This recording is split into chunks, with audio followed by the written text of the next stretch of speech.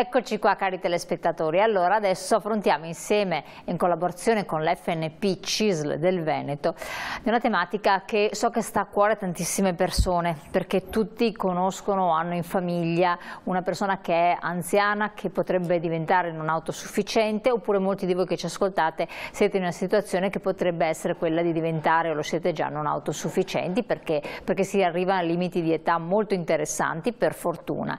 Ma allora quali sono le situazioni che si devono affrontare e quando si valuta l'opportunità di entrare in una casa di riposo? Che cos'è? Quali sono le criticità, quali sono le problematicità che ci vengono ad essere, oltre a quella naturalmente di avere una certa disponibilità economica, questo è un dato di fatto, quali altri aiuti possono essere dati alle persone che hanno questi problemi e alle famiglie invece che mantengono a casa, cercano di farlo con una persona non autosufficiente, ci sono dei supporti? Allora, per rispondere a tutto questo, per entrare nel merito, per capire anche come funziona una struttura, abbiamo l'opportunità di avere qui con noi in studio intanto Ivano Cavallin, segretario regionale dell'FNP del Veneto, grazie di essere qui con noi. Buonasera. Buonasera. Che quindi ci rappresenterà la posizione del sindacato che cerca di tutelare anche le persone più fragili. Marino Favaretto, che è del dipendenza sociosanitario dell'FNP del Veneto, del Dipartimento. Grazie di essere qui con noi, con un'esperienza di direttore di una casa di riposo, centro servizi per anziani per intenderci, di Mestre, un IPAB di Mestre, adesso è in pensione però, tranquillo. E invece operativo e collegato qui con noi, abbiamo il piacere di riavere con noi il dottor Giorgio Pavan, direttore generale dell'ISRA di Treviso, è un IPAB, quindi una casa di riposo per anziani pubblica. Ben arrivato dottore, direttore. Grazie, buonasera, buonasera a tutti. E quindi passato, presente e cosa bisognerebbe fare, le abbiamo tutti qui con noi. Allora, una tematica delicatissima che però sempre più coinvolge persone. I numeri sono eclatanti e tanti vorrebbero però poter essere coinvolti, perché come io lo dico, tanti dicono se potessi io portare la persona che ha difficoltà in una casa di riposo, sono in lista d'attesa e non riesco ad entrare. Vero segretario? Sì, noi, il sindacato della CISL, ha sempre avuto verso questo tema un occhio particolarmente, diciamo, usiamo il termine di riguardo, perché mettiamo al centro la persona e il suo bisogno di essere trattata con dignità, qualsiasi sia l'età. Il sindacato pensionati, per cui siccome ha questo principio e crede fermamente anche a questo valore, ha pensato, ha progettato una visione anche di intervento sulla parte più complicata, diciamo, della vita della persona, quando non si è più in grado di soddisfare e di decidere le proprie sorti. È brutto sicuramente dire questo, ma noi siamo convinti che la partecipazione delle forze, io dico anche migliori, attorno a questo tema possa trovare delle soluzioni. Nel Veneto il tema diciamo, è molto complesso, perché abbiamo circa 300.000 non autosufficienti su circa 1 milione di ultra 65 anni. Infatti possiamo vedere magari la slide che voi avete sempre preparato, che ci fa capire i numeri della situazione. Prego. Perciò diciamo un terzo diciamo, ecco, degli anziani ultra 65 anni è in qualche modo coinvolto diciamo, all'interno di un percorso, diciamo così, di non autosufficienza. Ma quello che ancora è più rilevante è quello che ci sarà domani, diciamo, non fra tantissimo, ma fra pochi anni, perché la tendenza è quella di incrementare sicuramente l'età media di vita, ma aumentano le patologie diciamo, che portano a inevitabilmente un decadimento della persona, sia fisica che anche naturalmente di demenza. Certo. Allora un sindacato che vuole e dà come principale obiettivo quello della salvaguardia delle dignità deve lavorare, deve impegnarsi e deve deve fare il possibile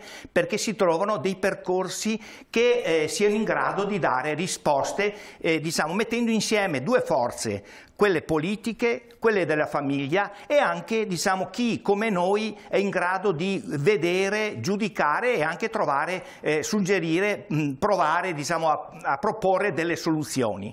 Infatti, i centri servizi, chiedo a lei, sono delle soluzioni?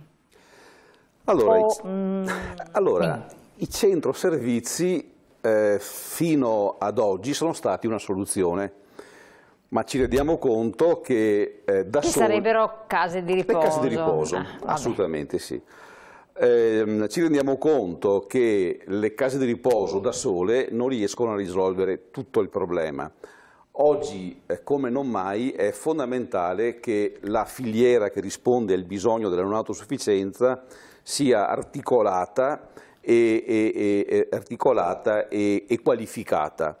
Oggi purtroppo abbiamo una predominanza di posti residenziali e il servizio domiciliare sta come dire, progressivamente facendo la sua parte, come pure i centri diurni, ma siamo ancora distanti da una reale come dire, filiera completa in tutti i suoi elementi. In più, diciamo che in questo periodo noi stiamo assistendo a un momento di grossa difficoltà del sistema. Perché? Perché i centri servizio oggi non riescono ad avere la piena occupazione dei posti letto. Non riescono ad avere la piena occupazione dei posti letto e dati recenti legati alla realtà della provincia di Venezia credo che siano poi confermati nelle altre province, parlano che circa il 10% dei posti sono liberi, ma c'è di più da dire, che c'è dei posti occupati, c'è un'altra percentuale che va intorno ai 10-15% di persone, di anziani, che devono pagare la cosiddetta retta piena. Io la definisco una retta alberghiera maggiorata. Perché? Perché non ci sono le cosiddette impegnative di residenzialità. Questo significa che i centri servizio occupano meno posti e una parte dei posti occupati non producono quelle entrate ottimali date dalla somma della retta alberghiera con l'impegnativa. Questo è un fenomeno che fino al 2019 era assolutamente marginale. Se vogliamo quasi inesistente. A partire dall'anno scorso questo fenomeno si è accentuato e oggi abbiamo decine di famiglie che, come dire, hanno l'impegno oneroso di pagare rette importanti, che sono in effetti degli impegni non indifferenti per queste famiglie. Parallelamente abbiamo un altro problema che attanaglia i centri servizi e la difficoltà di trovare personale qualificato. E questo apre un altro versante. Che è un altro aspetto. Cioè, oggi il sistema di centro servizi nato 40 anni fa è sicuramente in difficoltà e in crisi e deve essere riformato, altrimenti non troviamo, come dire, possibilità di soluzione. Certo, dottor Pavan, volevo chiedere un po' a lei, visto che è anche operativo sul campo, lei è direttore appunto di una casa di riposo pubblica, ci sono posti liberi o ci sono liste d'attesa? Come funziona? Rifacendomi a quanto appunto faceva emergere il segretario. Allora, parto da un fatto: se non c'è problema, non c'è problema nel senso della domanda da parte degli anziani. L'UNS numero 2 di Treviso ha più di 1000 persone in attesa di entrare nelle strutture. Le strutture che non hanno posti occupati non li hanno occupati per il semplice fatto che non c'è personale. Oggi si chiudono i nuclei in giro per qualche provincia, in qualche contesto, perché non ci sono infermieri e non ci sono operatori sociosanitari. Qui dovrebbe essere aperto aperta anche con il sindacato, non solo pensionati, ma anche con il sindacato, diciamo, dei cosiddetti attivi, ma poi anche i sindacati pensionati rimangono attivi, vedo. Bisognerebbe aprire proprio il tema del valore del lavoro di cura, che deve essere rispettato, professionale e pagato molto di più di quello che è pagato oggi. Detto questo, il problema dei posti letto che non vengono occupati, nella fattispecie noi abbiamo oltre il 99% del tasso di occupazione, quindi non abbiamo certo problema, e 1 migliaio di persone in attesa.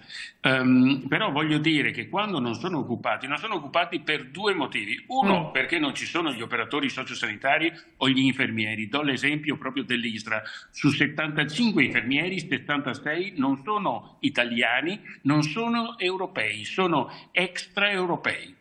Quindi noi, per dare assistenza agli anziani veneti, tanto per dirla in casa nostra, noi occupiamo il 85% di personale straniero extraeuropeo.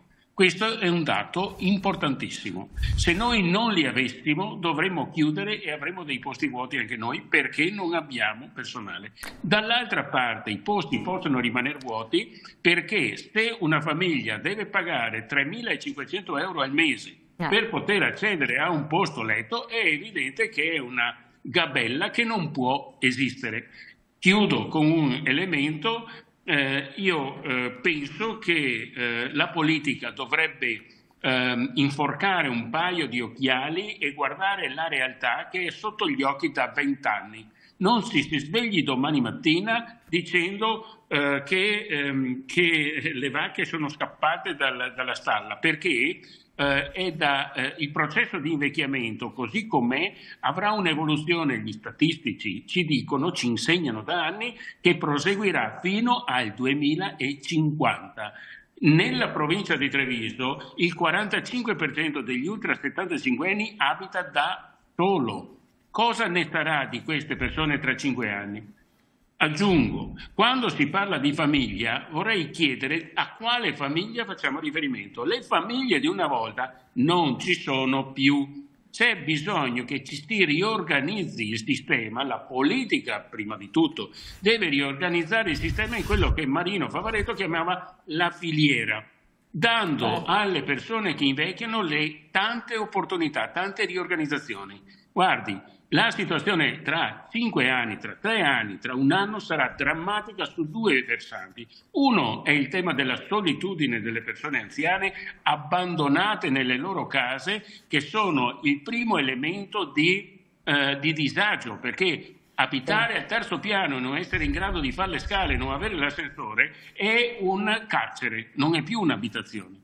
Questo è un primo elemento, cioè la solitudine. Il secondo è il tema del decadimento cognitivo, cioè quando noi combiniamo la solitudine con il decadimento cognitivo a domicilio diventa un dramma profondo. E allora cosa fare? Ci si riorganizza. A Treviso abbiamo cercato di fare delle cose, dopo magari, se c'è tempo, ne parliamo un attimo, tra co-housing, domiciliare, rete Alzheimer, invecchiamento attivo, ricoveri temporanei e così via.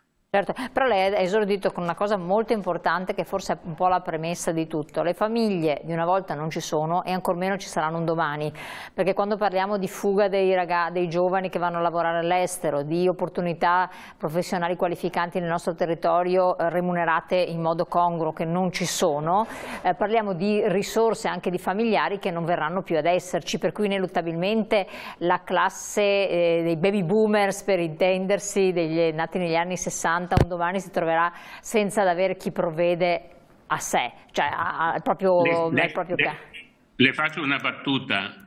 È stata fatta una buona legge sulla legge del dopo di noi. Ecco, oggi dovremmo fare una legge del che ne sarà di noi, non del dopo di noi. Bravissimo, bravissimo.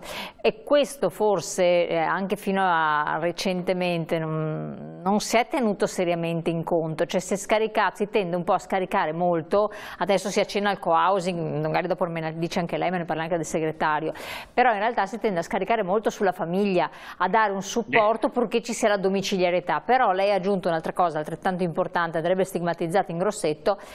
È una prigione, un terzo piano, un quarto piano, anche un piano terra se una persona, se esce, non può muoversi. Ma guardi, pensi agli anche se c'è un servizio a domicilio. Incarcerati, pensi agli anziani a Venezia, pensi che qualità della vita possono avere. È una cosa terribile. Ma detto questo, guardi, le dico un'ultima cosa. Il governo Conte, il governo Draghi e il governo Meloni hanno reiterato un errore fondamentale che è stato fatto dal Monsignor Paglia e dalla commissione ministeriale. Hanno pensato di fare lo sviluppo delle politiche territoriali puntando tutto sulle famiglie e senza guardare banalmente, voglio dire, le statistiche demografiche che sono, come dire, conosciute da tutti. Come si fa a puntare sulla famiglia che non c'è? Io non dico che bisogna ricoverare tutte le persone in struttura, ma bisogna pensare a un sistema molto più articolato che sia in grado di dare una risposta. Col PNRR si è persa una grandissima occasione. Il PNRR dice 0 sui centri di servizi per anziani e sulle RSA. Questo sarà un dramma che pagheranno le generazioni a venire. Esatto, questo è un altro aspetto importante, però è il PNRR o qualcos'altro che accenna al co-housing, che spinge sul co-housing? Novità. Guardi, noi a Treviso abbiamo iniziato il co-housing prima ancora che il PNRR ce lo stimolasse. Sì, ma ho presente, infatti è una realtà evoluta la vostra. Ma ci siamo guardati attorno, abbiamo detto cosa possiamo fare, ci tiriamo sulle maniche. Guardi, e dopo chiudo, ma per dire, noi abbiamo 850 posti letto, li avevamo nel 2014, oggi noi assistiamo a domicilio 1200 persone con i servizi domiciliari e abbiamo realizzato allo stato attuale 29 co-housing, d'accordo, diciamo sono 5 co-housing per 29 alloggi aggregati che stanno spingendo verso una terza via necessaria e noi riteniamo che i centri di servizi, che sono punti di riferimento strategici per la comunità, devono farsi carico di un nuovo piano di sviluppo. Gli cittadini non conoscono il distretto, vanno al distretto per fare il ticket, per fare, che ne so, il protesi da chiedere, ma il distretto non è il punto di riferimento per l'invecchiamento. Noi riteniamo che i centri di servizio per gli anziani, casa di riposo, RSA, chiamiamole come vogliamo, dovrebbero essere nuovi punti di riferimento per alimentare una comunità che dialoga con l'URSS, che dialoga con i comuni, ma che è proprio volano centrale dello sviluppo delle politiche per l'invecchiamento. Grazie direttore Favaretto. Il distretto, ovvero che cosa dovrebbe e quanto c'è allo stato attuale? Ma in questo momento il distretto è un luogo dove viene formalizzata il livello di non autosufficienza attraverso l'attività dell'UVMD, che è l'unità valutativa multidimensionale. Il distretto in questo momento svolge una funzione burocratica, amministrativa, esatto, e qualche altra cosa.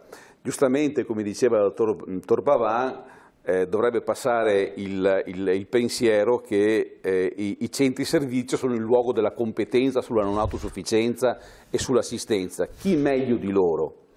E questa chi meglio di un centro servizi che all'interno ha competenze e professionalità può dare una risposta reale ai cittadini, ma su tutti gli aspetti, dall'invecchiamento, come dire, normale all'invecchiamento come dire, patologico legato alla demenza e quant'altro. Cioè, quando c'è un problema che riguarda l'anzianità, uno dovrebbe pensare subito di interpellare il centro servizi. E allora quando si parla di il famoso co-housing, che vuol dire più persone che si mettono insieme in una stessa abitazione dove basta solo un paio di figure che siano presenti neanche sempre per dare un aiuto, dovrebbe essere il distretto che risolve questo problema, che dà un supporto.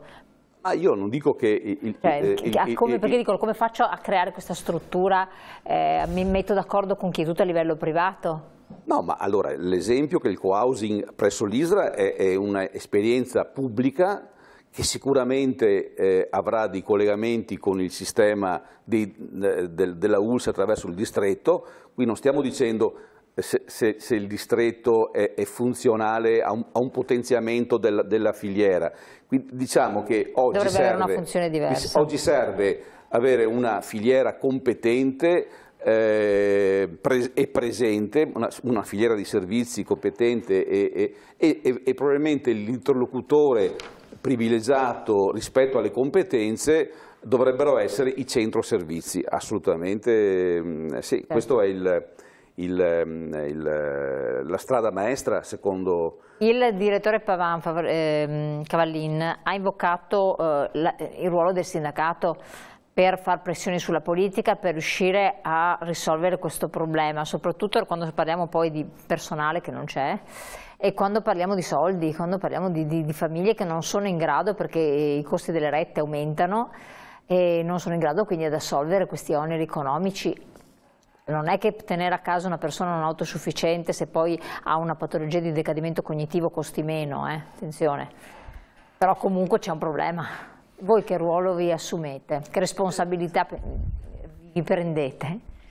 Cioè noi possiamo siamo d'accordo sulla necessità di adeguare anche i bisogni delle persone che operano all'interno del settore assistenziale di cura.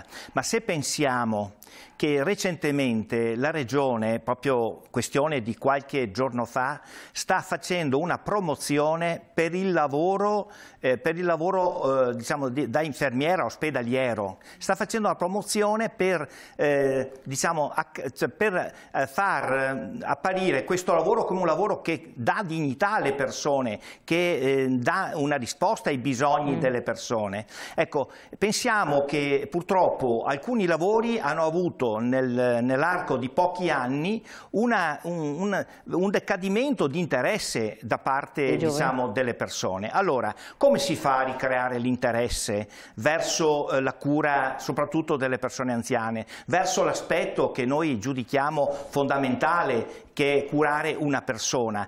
Bisogna ricrearlo anche attraverso un trattamento economico adeguato, un trattamento che tante volte non sia solo economico, ma soprattutto risponda a un bisogno. Facciamo quello più semplice, quello della casa. Noi pensiamo come può una assistente che opera all'interno di un centro servizi avere la possibilità di crearsi una condizione economica quando è senza un punto di riferimento. Il 70% sono persone che provengono da altri stati. Com'è possibile che questa possa avere un appartamento, affittare un appartamento con un salario che sappiamo benissimo essere, che sappiamo benissimo non essere in grado di dare una risposta di questo tipo? Ecco la politica, ecco il bisogno che c'è di prendere delle decisioni che vadano incontro anche alla facilitazione del lavoro di cura, della facilitazione perché avvicini anche queste persone attraverso una facilitazione economica.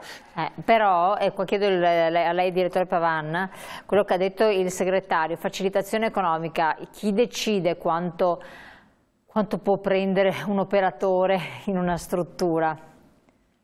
Lo decide il valore che ha il lavoro. Siccome gli anziani non contano nulla, chi si cura degli anziani conta in proporzione al nulla che contano gli anziani. Se la nostra società ha deciso che gli anziani sono un peso e che vanno, come dire, dimenticati, perché anche la legge nazionale sulla non autosufficienza, ma facciamolo sto benedetto ministero sulla non autosufficienza, siamo con il 25% della popolazione italiana che è vecchia, ma ci rendiamo conto?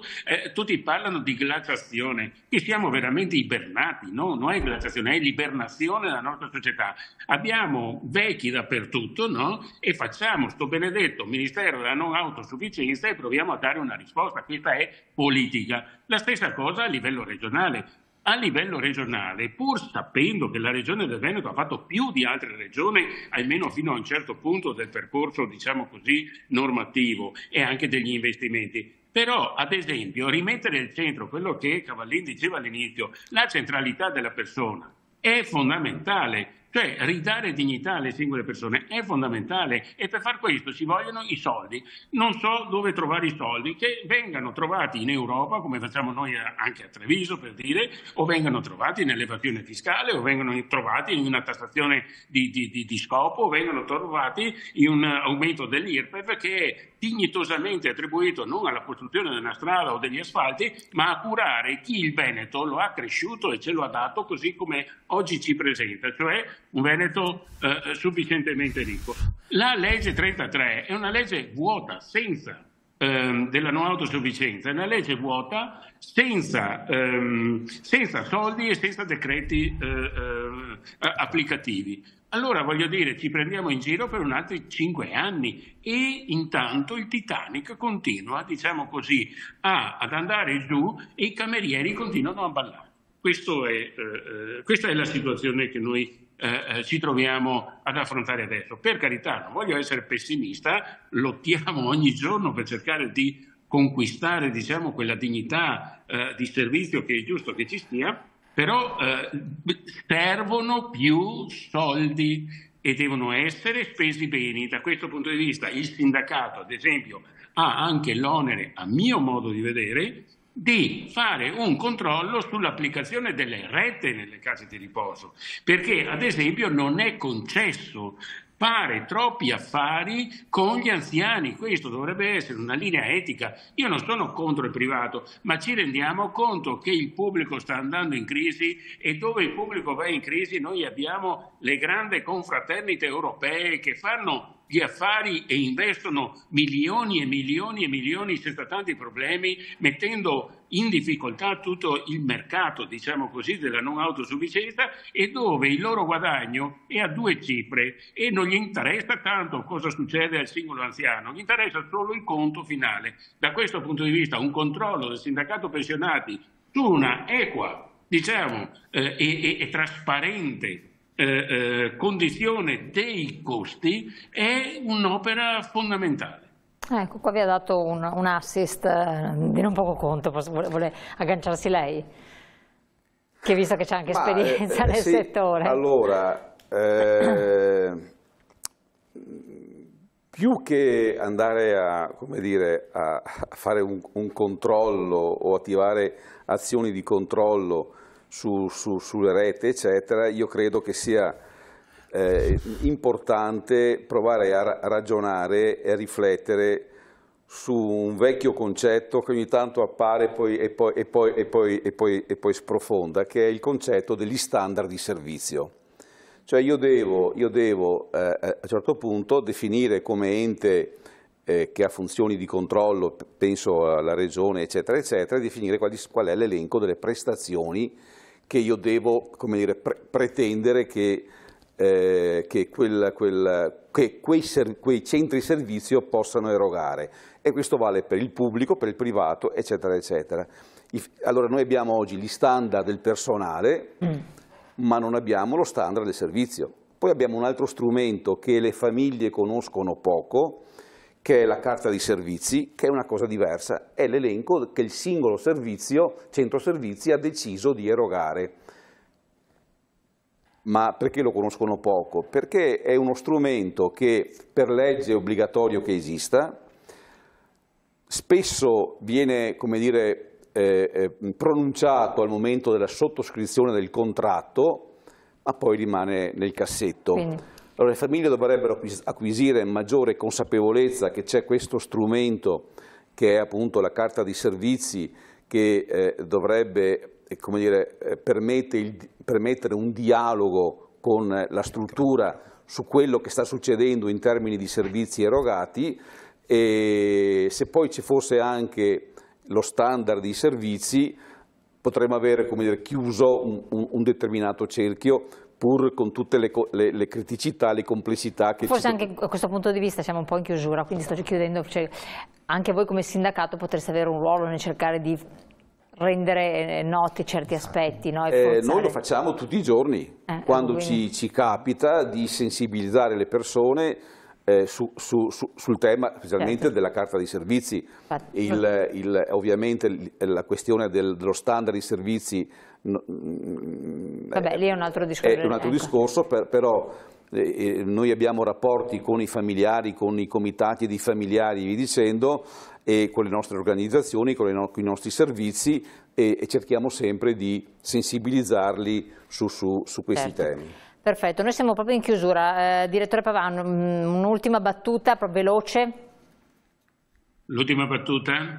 Sì. Che la Regione aumenti il numero delle impegnative residenzialità, permettendo alle famiglie di sostenere i costi per il ricovero delle loro persone non autosufficienti in struttura, e che investi nel lavoro di cura. In Friuli partecipare a un corso per diventare OSS è gratuito. Io dico che la Regione del Veneto superi il Friuli e sponsorizzi con un finanziamento di 1.000-2.000 euro per ogni persona che vuole fare questo lavoro in modo non solo gratuito, ma li paghiamo perché facciano questa scuola. Perfetto, sono suggerimenti interessanti anche per voi che possiate mutuarli alla Regione, segretario, proprio parlava effettivamente delle impegnative, se aumentano le impegnative già si aprono degli sviluppi diversi, se si fanno corsi di formazione si incentiva altrettanto. Quindi vi muoverete? Certamente, noi abbiamo un tavolo aperto con la Regione, ci troviamo di norma ogni mese e mezzo, 2 mesi, e la richiesta di incremento delle impegnative è una delle principali e sicuramente il suggerimento oppure l'invito che viene fatto per agevolare anche la possibilità nei corsi per le OSS è importante, cioè una possibilità che faciliti l'accesso a questo lavoro è sicuramente importante. Allora, io vi ringrazio perché siamo giunti al termine. Grazie dottor Giorgio Pavan, direttore generale Isla di Treviso, quindi casa di riposo pubblica. Grazie per per tutti gli aspetti, i temi che ha tirato fuori, proprio mettendoci il cuore, e si è percepito ed è stato estremamente chiaro, quindi grazie per il suo intervento. Le auguriamo naturalmente buon lavoro e sappiamo che ne ha. Grazie qui in studio a Massimo Favaretto, Dipartimento Sociosanitario dell'FNP del Veneto, Ivano Cavallin, segretario regionale FNP del Veneto, per aver sollevato questo tema. Dovremmo parlarne ancora perché effettivamente è molto importante e lo diventerà sempre di più. Grazie a voi di averci seguito, rivedete poi la puntata sul web, su YouTube, e buona serata.